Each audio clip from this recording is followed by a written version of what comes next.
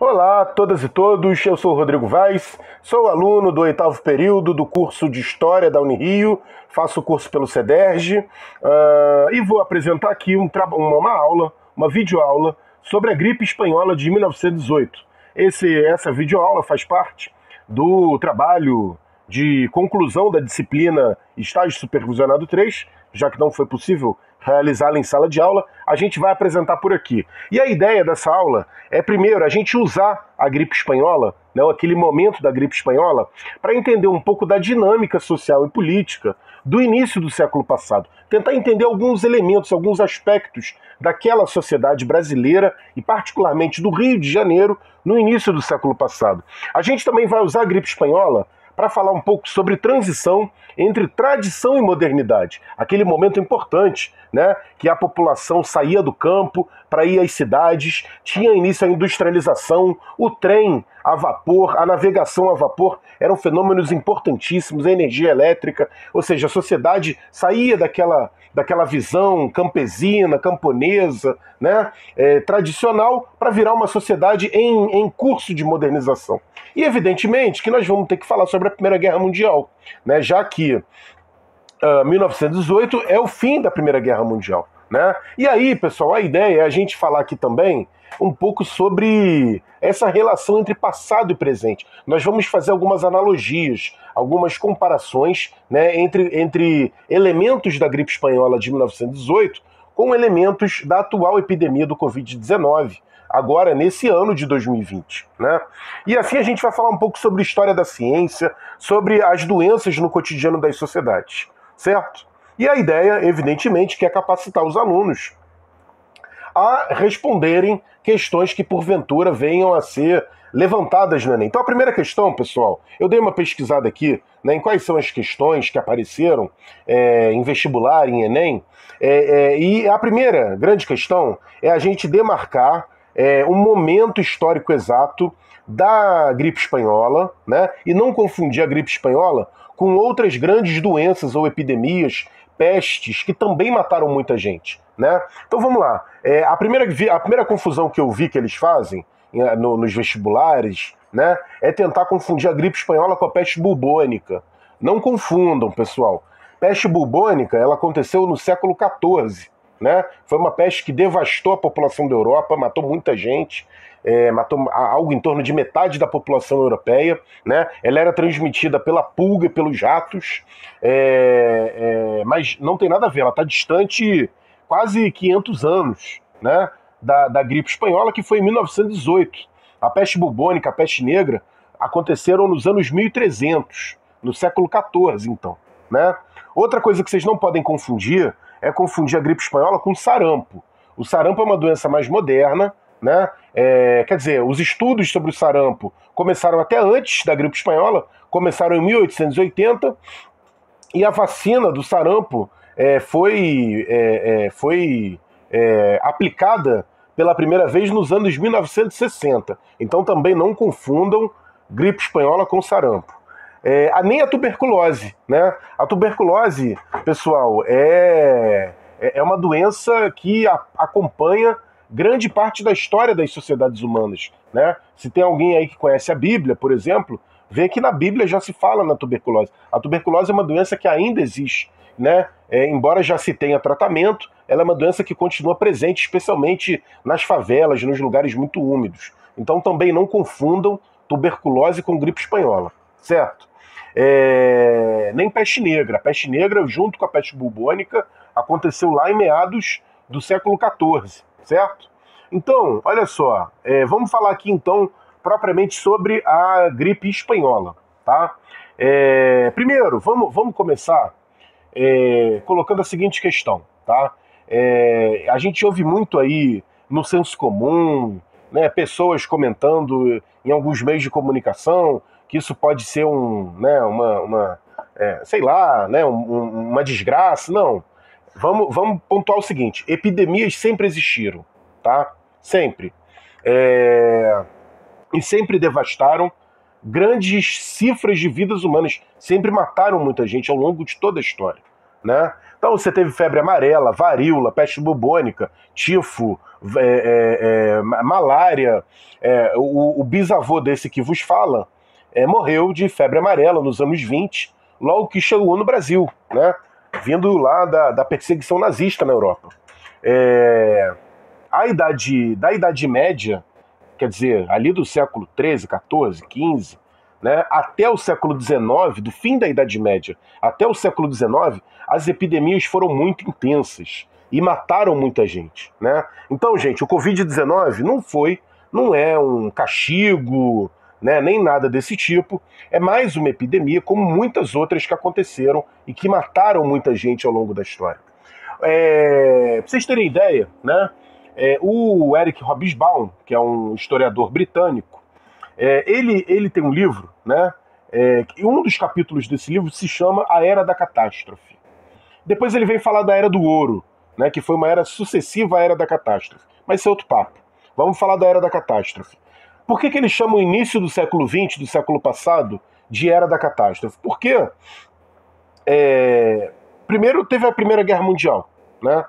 Foi uma desgraceira total. Morreu muita gente, muitos países em conflito. Depois teve a quebra da Bolsa. Depois teve a gripe espanhola, que morreram algo em torno de 50 milhões de pessoas. Depois teve a quebra da Bolsa de Valores de 1929. Né? Muita gente desempregada, empresas fechando, aumento da fome, uma desgraça. E depois a Segunda Guerra Mundial. Então a primeira metade, pessoal, do século passado foi de muitos problemas, né? Tanto que o Eric Hobsbawm chama esse período de Era da Catástrofe. E aí, onde pode ter tido origem a gripe espanhola, né? Algumas linhas de pesquisa, de historiadores que pesquisam a história da ciência, vão dizer o seguinte: olha, ela pode não ter tido origem na Espanha, né? Talvez o nome gripe espanhola seja porque a Espanha desenvolvia informações, ela prestava informações, ela liberava dados sobre a gripe espanhola, algo que outros países não faziam, muitas vezes porque estavam envolvidos na guerra. A Espanha não estava envolvida na Primeira Guerra Mundial, por isso ela tinha mais autonomia, mais liberdade de prestar informações. Nesse período, gente, da Primeira Guerra Mundial, teve muito deslocamento de tropas, né? Tropas da América do Norte que foram para a Europa, tropas da Europa que foram para a Ásia, né? Que foram para a África, enfim, que da América, do Brasil, que estacionaram na costa da África. Então, teve muita movimentação de tropa, né? A Primeira Guerra Mundial foi uma guerra de trincheiras, então ali aquelas trincheiras eram focos de transmissão de doenças. Então, linhas de pesquisa acham que a doença pode ter se originado nos Estados Unidos e ter sido levada para a Europa. Mas isso são linhas de pesquisa de historiadores que tentam entender como surgiu, como se desenvolveu a gripe espanhola. No contexto do Brasil, o que é importante entender aqui, pessoal? Que em 1918 o Brasil estava localizado, né? Qual é o momento histórico de 1918? É a República Velha, né? Ou a Primeira República, que começou com a independência e só vai ter fim com a Revolução de 1930, quando chega ao poder Getúlio Vargas, né? Que começa um processo de aceleração, de desenvolvimento industrial mais intenso. Mas, em 1918, o Brasil estava na lógica da República do Café com Leite, né? Ou seja, era um governo basicamente voltado aos interesses dos cafeicultores, né? De forma que o seguinte, que o Brasil nessa época, no início do século, não tinha instituições de saúde coletiva, instituições sanitárias bem desenvolvidas, né? Nossas instituições de saúde eram muito precárias, né? E a gente não sabia, o Brasil não sabia, o governo não sabia lidar bem com isso e nem estava muito interessado, porque o foco era outro, né? Então, a primeira reação do governo brasileiro, pessoal, foi negar a gravidade da gripe espanhola, né? Pra vocês terem ideia, a doença se espalhou rapidamente, né? E eles negaram a gripe espanhola, tal como o governo atual do presidente Bolsonaro também negou, né? Também negou quando começou a gripe espanhola, quando começou o Covid-19, perdão, ele também negou, ele também falou que era uma gripezinha. Naquela época também, né? Eles começaram negando. E aí, pessoal, foi o caos, né? A população entrou em pânico, os corpos eram jogados nas ruas, faltou caixão, faltou hospital, né? Faltou tudo. Mais ou menos um pouco semelhante, né? Ou seja, hoje em dia, é evidente que nós já temos instituições de saúde mais bem desenvolvidas, mas nesse episódio do Covid-19 também faltou EPI, por exemplo, para os profissionais de saúde. EPI é o equipamento de proteção individual, é aquela máscara, tipo um capacete, é aquela roupa, né? O Brasil perdeu muitos trabalhadores da enfermagem porque não se tinha equipamento de proteção individual. Na época da gripe espanhola também, né? Não se tinha caixão, os corpos eram jogados nas caçambas dos caminhões. Então, o que os historiadores detectaram? Especialmente há uma autora que eu estudei aqui, que fala sobre o impacto da gripe espanhola na cidade do Rio de Janeiro. O que ela conseguiu detectar? Primeiro, um pânico social. A população da cidade do Rio entrou em pânico. Ninguém sabia o que estava acontecendo, né? Começou muita gente a ficar doente, muita gente a morrer, a aparecer pilhas de corpos nas calçadas, porque não se tinha sistema de recolhimento dos corpos, um sistema eficiente. Então as pessoas morriam lá no cortiço, né? E aí a família pegava, ou a família, os vizinhos, e jogava o corpo na rua, né? A imprensa, então, além do pânico social, que a população que entrou em pânico, a imprensa tinha um papel dúbio, né? Parte dizia que estava tudo bem, que não tinha nenhum problema, e outra parte aumentava o pânico da população, né? E o governo não sabia o que fazer direito, né? Ou seja, o governo chegou a recomendar chazinho, a população tomasse chá, né? Ingerisse chá e incenso, ou seja, não sabia o que fazer, né? Por isso, porque não tinha estruturas sanitárias sólidas, né? É um período que a pesquisa científica no Brasil ainda era muito embrionária. Eu trouxe aqui uma reportagem de jornal que diz assim, pra vocês terem ideia da expansão e da velocidade da transmissão do vírus. Olha, entre os 440 doentes internados no Hospital do Exército, em 10 de outubro de 1918, no início ainda da epidemia, subiram para 20 mil, 4 dias depois. Ou seja, gente, em 4 dias, o número de contagiados na cidade do Rio de Janeiro subiu de 440 para 20 mil. A doença se espalhou rapidamente, a população em pânico, não tinha instituições de saúde, né? Não tinha caixão, não tinha sistema de recolhimento de corpos. E aí entrou no governo o Dr. Carlos Chagas, né? Foi um sanitarista importante que entrou para a história do Brasil como um nome que começou a organizar aquilo, né? Então a primeira medida dele foi transformar grandes espaços. Ele pegou galpões, fábricas, repartições públicas, escolas e transformou no que hoje, no Covid-19, foram os hospitais de campanha, né? Ou seja, ele montou hospitais improvisados em espaços como fábrica, escola, qualquer espaço grande, ele transformou em um hospital de campanha, né? E ele assume, o Dr. Carlos Chagas, a direção do Instituto Oswaldo Cruz, que mais tarde vai virar Fiocruz, que hoje é uma referência mundial em saúde coletiva, em medicina sanitária, né? Outra semelhança que a gente tem entre a gripe espanhola e o Covid-19 é que na gripe espanhola a principal medida proposta pelo governo foi o isolamento social, né? Ou seja, as pessoas ficarem em casa. Então foi recomendado pelo governo não usar copos, talheres, toalhas, nada de nem ficar próximo a pessoas doentes. Todo mundo que pudesse ficar em isolamento, ficar dentro de casa, tal como agora no Covid-19, né? E aí, o que os historiadores que pesquisaram, para a gente tentar entender um pouco daquela dinâmica, dessa sociedade, né, que era tudo muito novo, né, gente?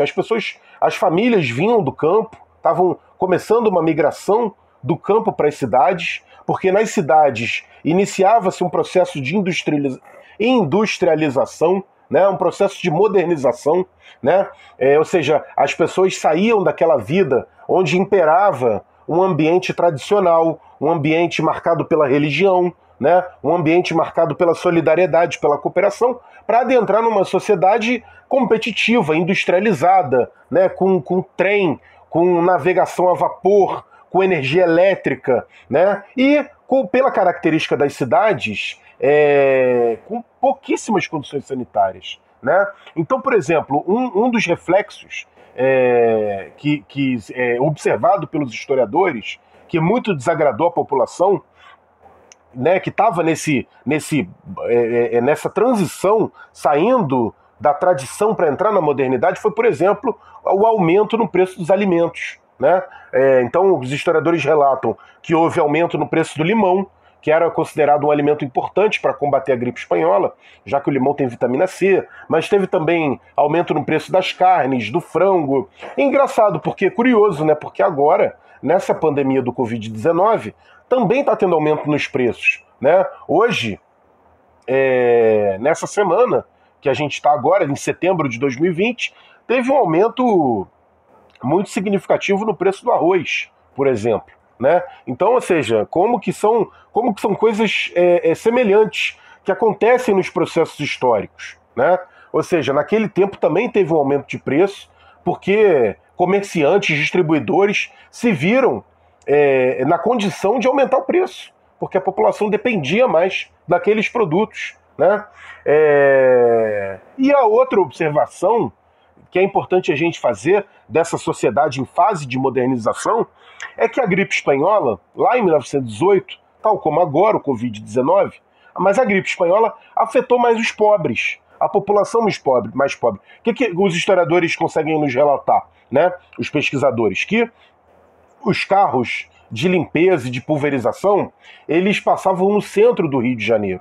Eles limpavam, higienizavam o centro do Rio de Janeiro. E as áreas mais pobres da cidade, as áreas dos cortiços, começou a ser as áreas que mais morria gente, né? Tal como agora no Covid-19. O que a gente observa na cidade do Rio de Janeiro, nesse ano de 2020, ano de transmissão do Covid-19? Que teve isolamento social, enquanto o Covid estava nas áreas mais ricas, né? Quando estava na Zona Sul, na Barra, né? Quando a doença estava contagiando muita gente nas regiões mais ricas do Rio de Janeiro, a prefeitura recomendou o isolamento social. Depois que a doença começou a se deslocar para as áreas mais pobres, para a Zona Norte, para as favelas, para a Zona Oeste, acabou o isolamento social. O povo teve que voltar a trabalhar, né? Teve que lidar com ônibus lotado, com trem lotado, com BRT lotado, né?